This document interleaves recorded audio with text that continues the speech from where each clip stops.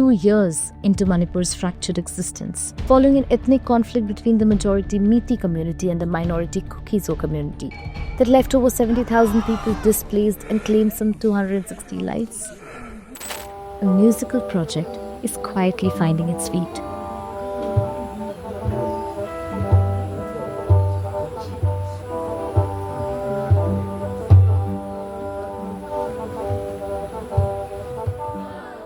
Folk musicians from 7 communities in the hill districts of Manipur have come together with protest singer-songwriter Akhu Chingbambam's band, Imphal Talkies, to create a song about coexistence and the shared history of Manipur. This is their story.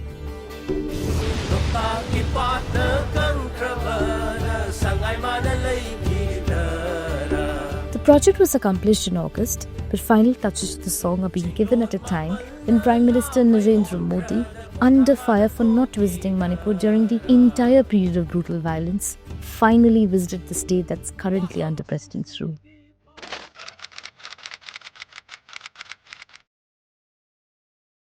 Akhu belongs to the Meitei community and has grown up in Imphal in the shadow of the Armed Forces Special Powers Act. AFSPA was imposed in Manipur way back in 1980 and grants the army carte blanche to detain, arrest or kill anyone on mere suspicion. The Draconian Act sets the tone of engagement for the nation with not just Manipur but several northeastern states, taking them down the path of endless violence over the years. Akhu, a postdoctorate in physics, explored protest music during his student days in Delhi, where he sang at protests. It all began in 2007.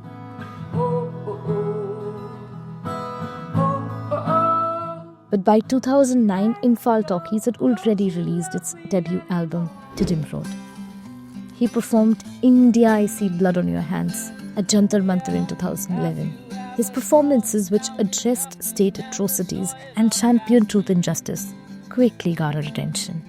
India, have you ever heard of a lady named Sarmila? In 2015, Akhu initiated a project titled A Native Tongue Called Peace, a team of artists teaching music to children at an Imphal orphanage.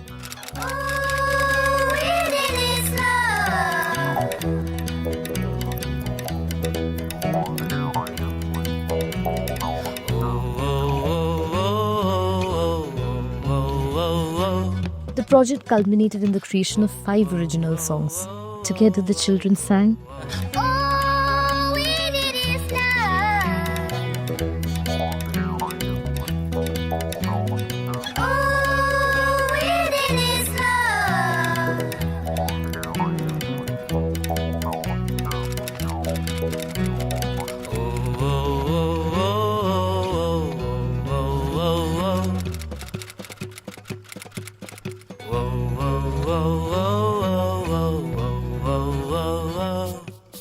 The current project features folk musicians from various communities, including Tarao, the smallest in Manipur with a population of 830, Anal, Tangkhul, Kabui, Koryang, Maring and Khoibu. With such a diverse group, the project fulfills its promise of bridging the gap between the people and reducing persistent animosity between the people of the hills and people in the valley. But why no Kuki musician in the collective? The absence of a Kuki folk artist creates a significant gap and renders the effort to bridge communities incomplete. And it raises questions that even Akhu can answer. The reality is that, even now, Kukis cannot travel to Meitei areas and vice versa. The wounds of violence, counter-violence, gruesome deaths and displacement remain raw for both communities. People's Union of Civil Liberties published an independent People's Tribunal report in August. It asserts that Manipur violence was not spontaneous. It was orchestrated, enabled by armed groups, and the Manipur state was complicit in it. Meitei groups are livid with the report.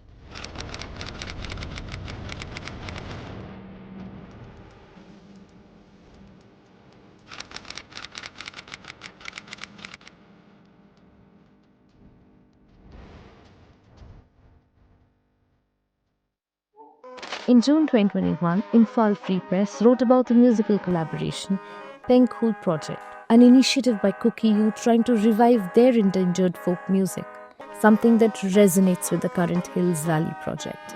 but they can't work together. The barriers look unsurmountable for now.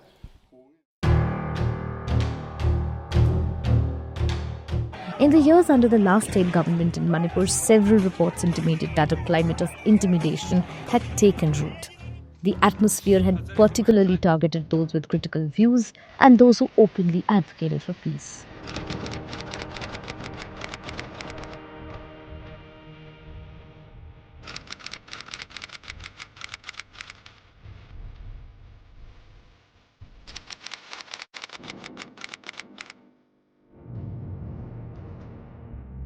Sitlu belongs to the Thado community, a Kuki-Zo ethnic tribe. She emphasizes that many individuals who would ordinarily be critical of the state government seem to have fallen in line and are caught in a stranglehold of self-censorship.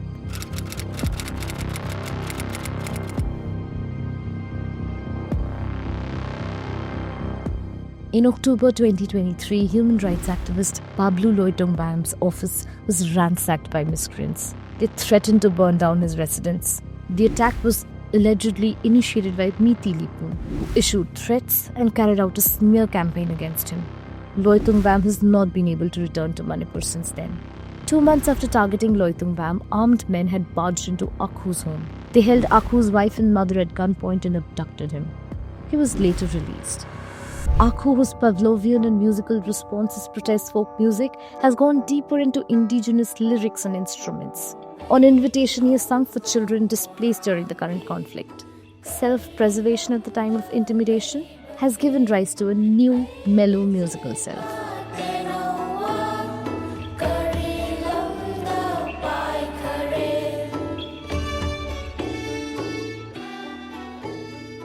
Simone Ronglo, an 82-year-old from the Koibu community involved with the NAGA nationalist movement, is part of the group of musicians.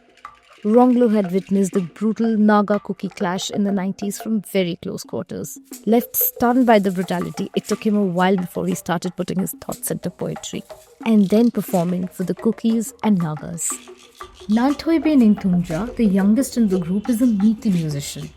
Together, Ronglo and Nanthoibe sing.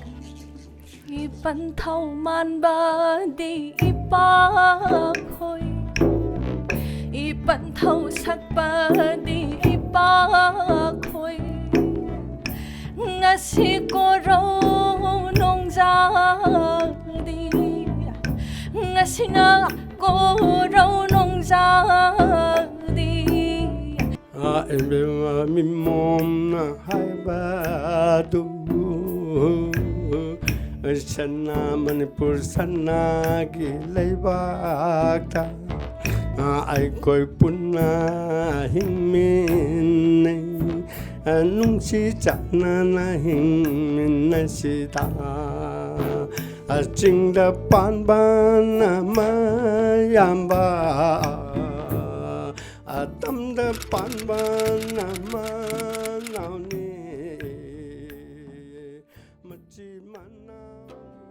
Collaborations with a purpose beyond just music run in Akhu's mind these days.